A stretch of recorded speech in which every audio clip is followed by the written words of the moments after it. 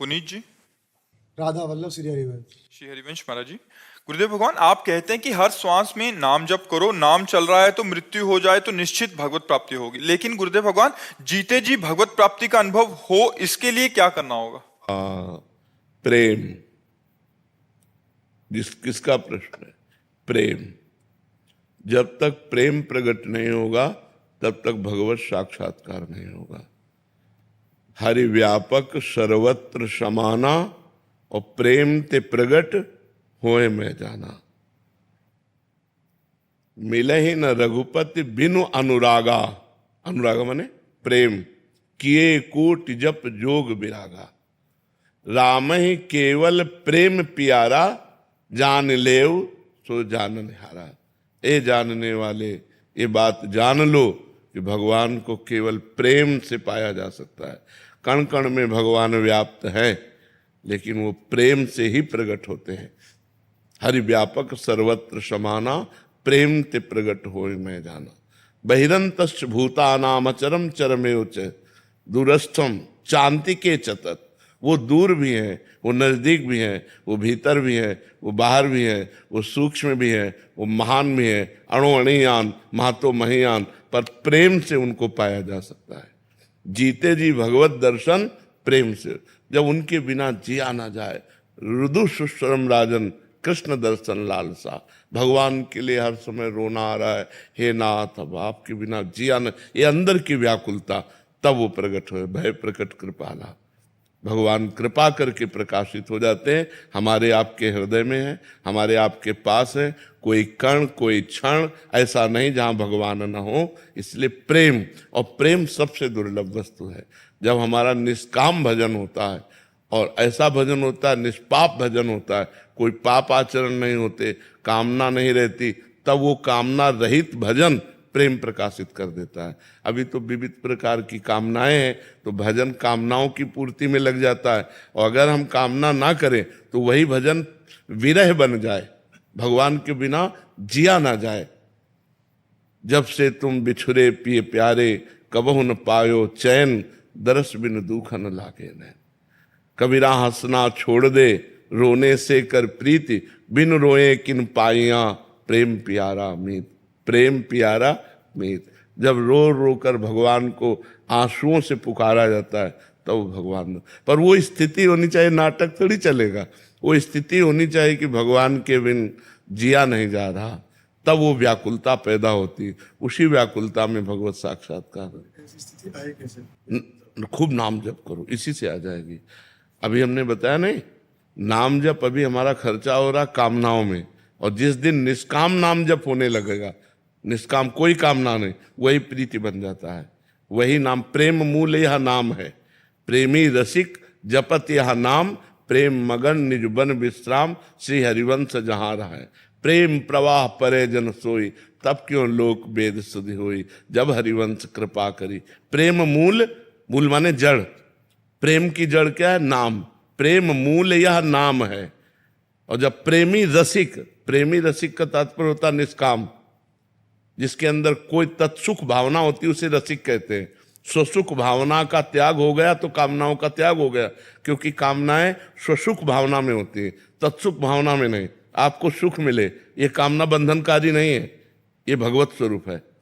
जैसे संतों के अंदर एक कामना रहती है, सर्वे भवन्तु सुखिनः, सर्वे सन्तु निरामयाः, सर्वे भद्राणि पश्यन्तु माँ कश्चित् दुःख भाग भवेत्। सब सुखी रहे, सब स्वस्थ रहे, सब विकार रहित रहे। ये कामना कोई कामना थोड़ी है, ये तत्सुख भावना है। इससे भगवान प्रसन्न होते हैं।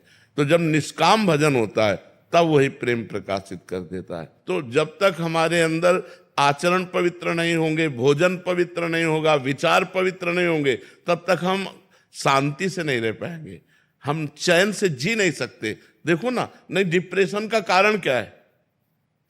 व्यर्थ चिंतन, निगेटिव चिंतन। ये क्यों आ रहा है? क्योंकि आपकी बुद्धि खराब हो गई है, बुद्धि काट नहीं पा रही चिंतन को, वही डूबती चली जा रही, वही डिप्रेशन में पहुंच। अधिक डिप्रेशन हो गया तो मरने का भय या मर जाना, दो बातें आती है। हर समय वो मरने के भय से डरता रहता है, या मर जाऊं ऐसा लगता है।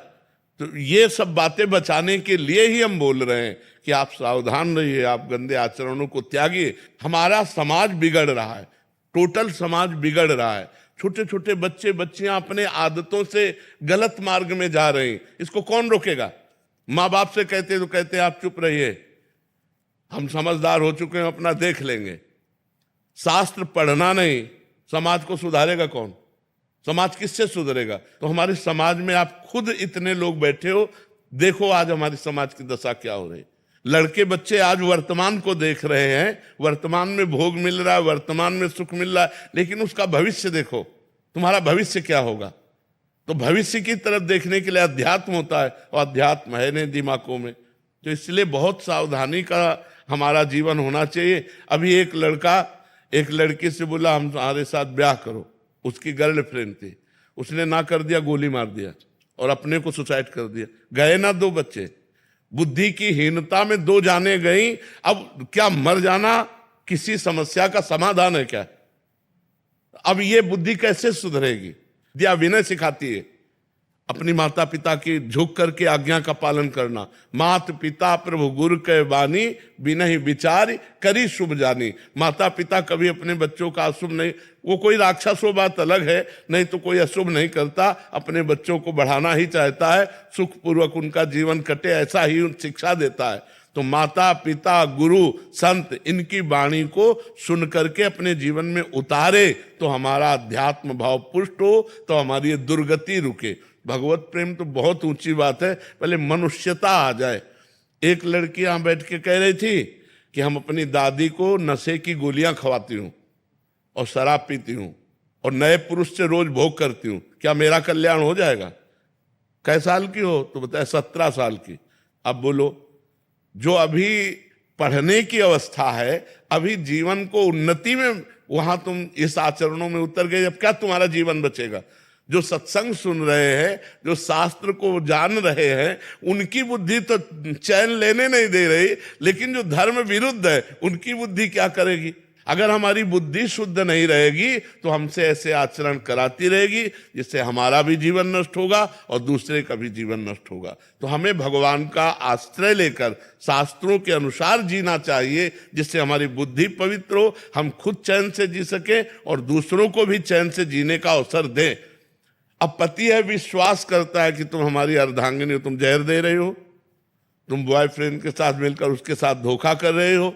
पत्नी अर्धांगिनी है, उसने पूरा जीवन दे दिया, तुम पुरुष होकर के दूसरी स्त्री का संयोग कर रहे हो और अपनी पत्नी के साथ छल कर रहे हो। तो ये सब समाज में क्या नहीं हो रहा? आप देख रहे हो कितनी जोर से बढ़ रहा है, इसको कौन रोकेगा? संत वाणी, शास्त्र वाणी, गुरु वाणी, यही रोकेंगे। अगर इनकी बात नहीं मानोगे तो फिर किन की